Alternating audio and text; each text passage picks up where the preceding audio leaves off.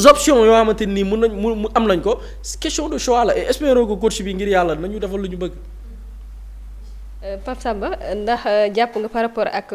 onze départ yi ñu nar a teg tamit ci table ji parce que souvent ñu bëree bëri ñi ñuy xaar ak li ñuy gis Pape di ñu ko tegal dafay wute. waaw man je pense que instant yi mbir yi jafetul de mbir yi jafetul parce que xam nga Boury mu ngi souligner la France depuis le début il joue comment 4-2-3-1 dañuy teg seen défense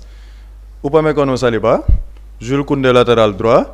permuté nañ Lucas Digne ak Lucas Hernandez mais au milieu de terrain il te met kii double pivot la ñuy teg Rabiot Tchouaméni ça ne bouge pas Rabiot Tchouaméni la ñuy teg double pivot ci kaw démb kan moo joué Barcola lan moo tax Barcola parce qu'il est virevoltant il crée c'est un attaquant boo xamante ni c'est-à-dire que offensif hyper offensif ñu teg ci digg bi kan Olise Dembélé ci aile bi Mbappé en pointe xam nga boo xoolee classement boobu tu as l'impression que Mbappé day toog rek di pointer mais dans le jeu qu'est-ce que tu vois parfois Olise day permuter dans l'aile avec Dembélé dugg ci axe bi yenn saa yi Olise dugg ci axe bi Mbappé en tant qu'attaquant de pointe parfois il décroche pour laisser de l'espace aux autres excentrés ñun c'est-à-dire que waruñ ko compliquer man damaa gëm ne waratuñ nekk dans un système figé ñu ne 4-3-3 4-3-3 c'est-à-dire que xeetu football boobu dafa xaw a dépassé parce que boo defee 4-3-3 li ñu lay wax mooy il faut que nga am benn sentinelle fixe après nga am deux autres milieux de terrain mën na nekk si tu as cette sentinelle bi nga xamante ne am na cette qualité technique pour pouvoir faire le jeu man j'aurais pu comprendre bu fekkoon ne amoon nañ beneen axe central bu wóor Pathé Ciss par exemple c'est une très bonne sentinelle parce qu'il a cette qualité technique mais tey jii Pathé Ciss tu es obligé de le ramener dans l'axe Pape Thiaw nañ tegal 4-2-3-1 4-2-3-1 boo defee double pivot nga def Gana Gueye Pape Gueye xam nga lan la lay jox comme option ñoom ñaar ñëpp mën nañu redescendre di def le jeu di permuter parce que c'est ce qu'on a fait contre la France loolu la ñu joué pendant 60 minutes xam nga waxoon naa ko après le match contre la France ma ne leen est-ce que les Sénégalais xam nañ ban équipe lañ dajaloon parce que doon nañ ñu 3-1 y a énormément de regrets raté nañ ay occasions mais France la ñu doon dajal je pense ci plateau bi laa ko waxoon sax ma ni boo xoolee seen attaque bi Olise Mbappé Dembélé ce sont 3 joueurs parmi les 5 meilleurs joueurs au monde Dembélé actuel ballon d'or Olise ak Mbappé ku ci nekk yaa ngi ci course ballon d'or ñun ñooñu lañ neutraliser pendant 60 minutes avec des occasions yu ñu raté et le match mënoon na jeexee sax ay 2-1 parce que le dernier but c'est une faute professionnelle est-ce que seetaan nañ match France yi mu def yeneen match yi contre Irak contre Norvège contre Suède démb France rouleau compresseur la ñun on a eu cette capacité de jouer comme ça donc lan mooy suñuy chance par rapport ak choix yi man si on met le double pivot Pape Gueye ak Gana Gueye foofu tu as un milieu ok Gana Gueye il peut être ce milieu gratteur de ballon sentinelle et tout Pape Gueye il aura la latitude de pouvoir créer du jeu ci kaw 4-2-3 laa la wax ci aile bi Sadio Mané bon je pense moom daa am CDI ci équipe nationale bi kenn du ko toogloo et je pense que foofu tamit Pape Thiaw war nañu cee jàppale il y a des joueurs qui peuvent faire l'affaire Sadio Mané gëwuma ne il a plus de 70 minutes dans les jambes bu defee ay action ok il nous aide défensivement c'est très bien mais 70 minutes s'il n'apporte pas tu as des jeunes yoo convoqué Assane Diao mu ngi fi il faut le tester il faut le faire jouer parce que le jeune il est bon lenn nag moo koy mën a permettre mu gën a baax mooy il faut le mettre en confiance boo tegee Sadio Mané foofu Lamine Camara pourquoi je le mettrais là-bas parce que Lamine Camara maa ngi gis am ku ne Lamine Camara n'a pas sa place ma ne ko attention ba ñuy jouer contre la France Lamine Camara ba mu génnee ci la Rabiot am l'attitude pour faire du jeu parce que Lamine Camara lan lay def Lamine Camara moom lañ jox le sale boulot ci équipe nationale bi parce que gars yi dañ naan li muy jouer Monaco ak li muy jouer fi bokkul parce que les rôles ne sont pas les mêmes à Monaco on lui laisse la latitude de faire le jeu fii qu'est-ce qu'on lui demande on lui demande de déclencher le pressing en haut pour aider l'attaquant de pointe donc moom lan mooy rôle am sentinelle lu équipe adverse bi Lamine Camara moom moo koy empêcher muy toucher du ballon donc Lamine Camara fii laajuñ ko muy faire du jeu on lui demande d'annihiler les zones de pressing yi nga xamante ne mu ngi foofu ci équipe adverse donc Lamine Camara il est très important mais ba mu génnee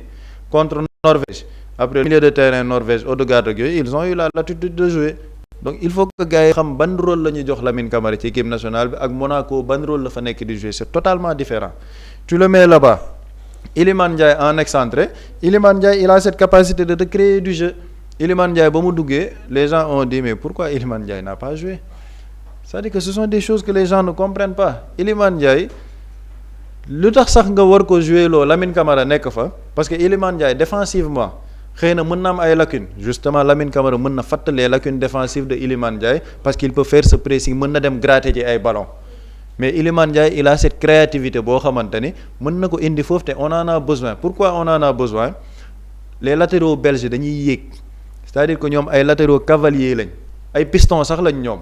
donc plus ñuy yéeg plus on aura des espaces derrière si on a des espaces derrière si on a des joueurs en transition rapide qui peuvent faire l'affaire Ismaïla Sarr en pointe la défense belge elle est lourde c'est une défense boo xamante ni man seetaan naa Belgique seen défense bi elle est très prenable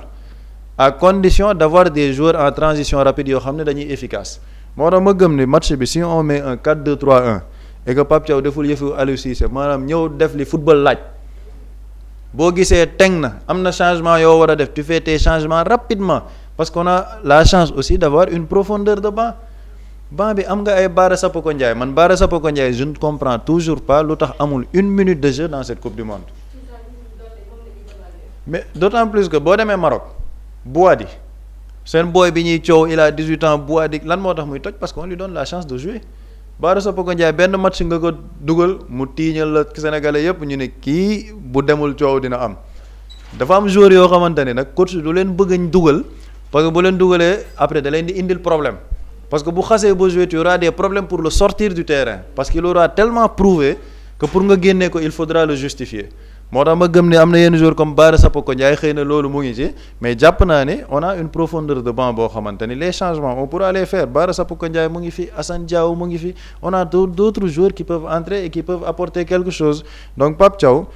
bu dëgërul bopp rek dellu ci Pape Thiaw de nature ndax gis naa gars yi di ko defaral ay collage sax defal ko rasta Aliou Cissé yi ne saa yi daa changement mais bu nekkee Pape Thiaw bi ñu tàmm boo xamante ni s'il faut faire des changements il les fait rapidement il a fait contre l'Irak def des changements très rapidement et ça nous a permis Irak fraîcheur physique amatuñ ko woon parce qu'il jouait à 10 ñun on avait des joueurs qui sont rentrés avec une débauche d'énergie moo tax Irak dañoo casser physiquement match bi on aura une équipe à 11 bu am tamit ñoom seen fraîcheur physique mais ñun il faut que on impose le jeu seen milieu boobu Youri Tielemans Kevin De Bruyne ñu sevrer leen de ballon c'est-à-dire que ñooñu bu ñu footballul Belgique du football Belgique Youri Tielemans Kevin De Bruyne bu ñu laalul bal Belgique du mën a football parce que ñooñu ñooy jottali bal bi ay Trossard ak ay Doku donc plus on les sevre de ballon plus la Belgique aura des problèmes pour jouer surtout bu fekkee ne ñun def nañ suñu pressing au coordonné bi parce qu'ils seront obligés de jouer long pour chercher Lukaku te s'ils jouent long pour chercher Lukaku jàpp naa ni Niakhaté avec Pathé Ciss ils peuvent faire l'affaire par rapport ak loolu nga xamante ni mooy seen jeu bi et suñuy latéraux tamit ils peuvent faire l'affaire Crépin Diatta il est en train de faire un excellent mondial donc jàpp naa ni daal si le coach dëgërul bopp defal ñu suñu 4-2-3-1 avec un milieu double pivot Pape Gueye Gana Gueye ci kaw mu def li muy def je crois qu'on a toutes nos chances pour pouvoir remporter ce match te loolu bu ñu xasee ba génn Belgique moom man maa nga final man loolu laa gëm bu ma dóoree Belgique quart de finale non 8e de finale kiy dóor entre États-Unis ak Bosnie laay am te man ñooñu maa leen mën loolu gars yi dinañ ne waxu supporter ngay wax waaye maa leen mën donc on a plus rien à perdre meilleur troisième yi ñoo ci jël ndaare ba ñuy qualifier ñun gars yi jàppoon nañ ni toog nañ on doit jouer libéré on doit jouer avec une débauche d'énergie boo xam ne on a absolument rien à perdre parce que personne ne nous attendait ci position bi qualifié nañ on doit jouer avec nos armes on a absolument rien à perdre te jàpp naa ne bu ñu ko footballee noonu avec aussi de la lucidité mën a def les replis défensifs bu coach bi dëgërul bopp on a des chances contre la Belgique. man fi mu bëgg a ñëw Pape Samba dafa souligner benn affaire bu am solo muy avec le cas Sadio Mané gis nga Sadio Mané c'est un joueur boo xam ni c'est à gérer man je peux pas comprendre des équipes comme la France leurs meilleurs joueurs xam ni ay top players lañ dañ leen di génne xam nga lu tax parce que le coach dafa nekk dans sa gestion de l'effectif il a fait le taf kaay génn nga toog noppalu on a besoin de toi ci beneen match bi ñëw et là je te parle des top players des joueurs qui n'ont pas 30 ans dañ leen di génnee ñu toog xaar te pourtant Mbappé avait besoin de marquer son 3e but pour passer devant Lionel Messi dans le classement des meilleurs buteurs pourtant coach bi Deschamps da nga naan kaay toog noppalu on a besoin de toi y a le 8e de finale qui nous attend léegi Pape Thiaw man je peux pas comprendre Sadio Mané il va falloir le gérer c'est-à-dire que à la 60e minute wóor na la ni il peut pas faire plus que li mu jot a def entre la première minute et la 60e minute jouer na 1 heure da nga koy noppal xam nga pourquoi noppal ko déjà pour gérer le jour par rapport ak échéance match yi ñëw parce que match yi nu ñuy gën a dem muy gën a yéeg en intensité débauche d'énergie et Sadio Mané a plus de 30 ans donc da nga koy gérer gis nga boo ko gérer di nga gérer le cas Sadio Mané pour mu noppalu déjà temps de récupération dina gën a yaatu mais di nga tester leneen qu'est-ce que tu vas tester man j'aime voir man sama rêve la Iliman Ndiaye l'attaque au niveau de l'attaque man j'aime voir par exemple cette combinaison qu'est-ce que ça donne Ismaïla Sarr Iliman Ndiaye Diao Ismaïla Sarr gis nga quatuor boobu noonu man dama bëgg a xool qu'est-ce que ça donne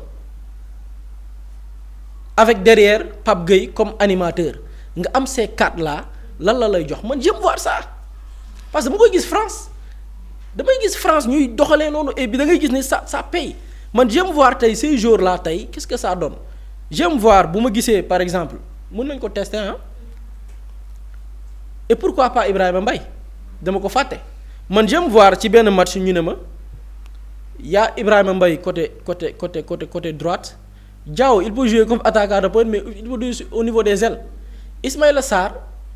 mën nga ko am comme en attaque mais Ismaïla Sarr man dafa am lu ma gëm Ismaïla Sarr il est meilleur côté fi Sadio Mané di football à gauche de l'attaque man j'aime voir par exemple ce système Ismaïla Sarr Iliman Ndiaye même comme animateur Ibrahima Mbaye Diao nga tester qu'est-ce que ça donne ces 4 jours là bu ma leen booree dans un seul match et loolu coach bi xam nga fan la ko mën a def tey contre l'Irak mais dara empêché wu la woon nga tester loolu parce que match bi du ma ne amul woon enjeu am na enjeu il fallait marquer beaucoup de buts mais assurer nga goal différence bi nga am plus lu teg assurer li nga xamante ni mooy rafet xel am xel mu rafet par rapport les 3 meilleurs yi nga xamante ni dañu am 3 points yow forcément tu seras bu ñuy tànn parmi les meilleurs 3e yi am 3 points forcément yaay génn parce que bu ñu xoolee goal différence bi yaa ëppale du ma ne match yi amatul enjeu mais tu peux tester des choses mais mënoo nekk di entêté wu mais comme joueur bu am plus de 30 ans nga ne yow da nga koy jouer loo tout le match tey wóor na ni am na match yu lay xaar te plus que compétition bi di gën a dem te gis nga match bi dafa yéeg niveau de prochain match France ku muy am France Norvège c'est-à-dire que li muy gën a dem match yi di gën a métti débauche d'énergie bi di gën a métti mais t'as besoin nga gérer ses effectifs mais jàpp benn joueur bu ko jouer loo mais 90 minutes te bu wóor la ni nekkatul joueur boo xamante ni il a 25 ans nga am ay joueurs yoo xam ne mën nga leen tester et man li Pape Samba dama koy rejoindre ah tey Bara Sapoko Ndiaye man j'ai peur que Pape Thiaw nekk ci même calcul yi Aliou Cissé da nekk parce que Aliou Cissé dama naan convaincre joueur du ko jouer nit ñi naan lu tax du ko jouer lu tax du jouer parce qu'il peut pas bëggul am ay problème par exemple Iliman Ndiaye nga ñëw rek ne ko ok dinañ la tester tu seras titulaire da nga koy créer da ngay créer sa bopp ay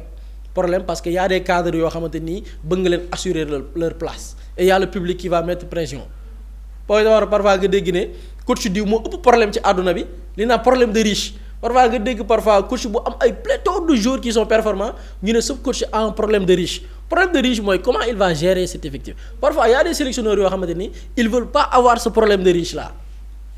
mooy waral dañuy am joueur duñ ko nangoo teg pour que ok dina dugg toj match bi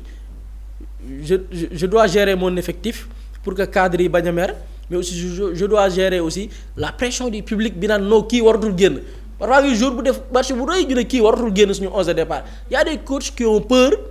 parfois de prendre des décisions pour se créer des problèmes des soucis Pape Thiaw bu mu nekk ci calcul yooyu forcément dafa war a am des soucis de choix loolu moo lay permettre tey am nga pléthore de d'options mais da lay wóor ni tey équipe bi moo ci gagné de toute façon équipe bi moo ci gagné si t'as un problème de choix t'as un problème de riche c'est que l'équipe qui sera gagnant parce que match bi fu mu mën a toll di nga am des joueurs interchangeables yoo xamante ni ku ci nekk à tout moment mën nga faire la différence et je pense que méttiwul gis nga yàlla xam na ni méttiwul yomb na méttiwul appliquer rek moo fi des parce qu'on a l'effectif qu'il faut bokkuma man j'ai toujours été contre ñi naan amuñu place ci coupe du monde dañu war a ñibbi non ñun ñoo dama ne doo lim keroog dama gis benn benn page belge dama ko capturé woon dama fàtte tur bi non les Diables Rouges benn groupe bu ñu naan les Diables Rouges ay belge kese ñoo fa nekk bi ñu xamee ni Sénégal lañ am boo demee lire les commentaires belge yi ñoo gën a tiit belge yi bëgguñu woon dajeek Sénégal ñoom beneen équipe lañ bëggoon dajal bu dul Sénégal c'est-à-dire Sénégal c'est une équipe qui fait peur pourquoi parce que xam nañ ni on a un effectif riche problème bi mooy choix la question de choix et coach bi nañu dimbali ngir yàlla et dañ koy ñaan rek ci njëkk léegi nañ ko neexal ñaan ko ci njëkk dañ ko ñaan ci njëkk wax dëgg yàlla. rek ak ci sénégalais yëpp dinañu ko rek daal di tegal xam naa dañuy daal di jóge ci match bi dem àdduwaat ci beneen dernier sujet bi di wàllum politique mu mel ni Pape Samba jamono ji gis nañ yenn ci ay visite hors cadre yoo xamante ni yenn ci ay ministre ak i DG te ñu fal leen bu yàggul dañu koy faral di def ndax yooyu les visites dafa ñeel li ñu leen dénk am déet. waaw je pense que là dañuy shift complètement de domaine dellu ci politique bi. Mously Immo Sénégal moo ñëw taxawu leen indi ay saafara ci jafe-jafe yi ngeen di dund ci wàllum immobilier yow mi bëgg a jënd terrain yow mi bëgg a jënd kër wala tabax jokkool ak Mously Immo da nga am sa kër bëgg ku la ko terrasseel wala nga am sa tool bëgg ku la ko lotiseel defal la ko ay terrain Mously Immo daf leen koy jàppandil gunge leen ci anam gu mucc ayib ku am sa kër itam te nekkoo ci biir réew mi bëgg ku la ko toppatool gérer la ko Mously Immo moo ci gën a gaaw gën ci wóor yow mi bëgg a defaraat sa kër wala nga bëgg a toxu te bëgg ku la ko nettoyer ba sax nga bëgg a defar plan architecte plan béton armé wala nga soxla ay conseil ci wàllum immobilier contactel Mously Immo Sénégal ci 77 887 25 13 77 887 25 13 man ngeen itam abonné ci seen YouTube bi di Mously Immo Sénégal ngir yeneen i xibaar ak Mously Immo Sénégal jaaxle jeex na ci wàllum dëkkuwaay. Quand l'immobilier devient une évidence, contactez-nous.